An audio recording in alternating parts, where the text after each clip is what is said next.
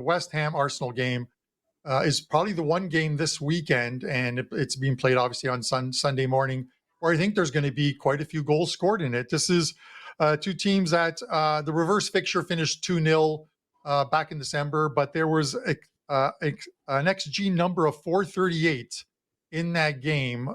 So they went well under the number that they should have had in that game. But the last 4 games between these two have averaged almost 4 goals, 3.75.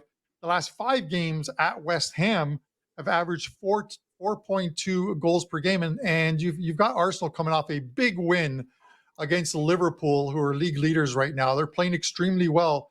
And this just shapes up to be one of those one of these Sunday morning games where we see a bunch of scoring. And it wouldn't surprise me to see something along the lines of a 3-1 or 3-2 type of scoreline. Then I looked at Pacheco, and on the season, he had quite a few games where he had a ton of targets and receptions. But for the most part, he averaged 3.5 targets during the regular season, only 2 targets per game during the playoffs for them, and 4 receptions against Baltimore, 1-1 in both the earlier games against Buffalo and Miami.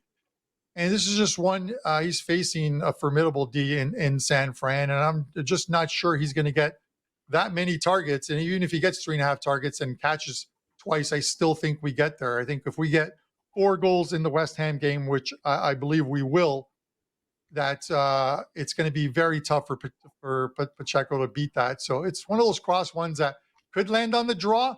But I think the great thing is you'll know where you stand before the Super Bowl game even starts, as far as what the Pacheco targets or receptions need to be. At DK, his receptions for the game are 2.5 minus 166 to the over. So they're expecting him to get some looks, but we'll see whether that happens or not. Just because it's juiced does not mean it's going to happen. So here's the question for you, Carm. Why not just bet the over in the West Ham Arsenal game? Oh, I plan on doing that.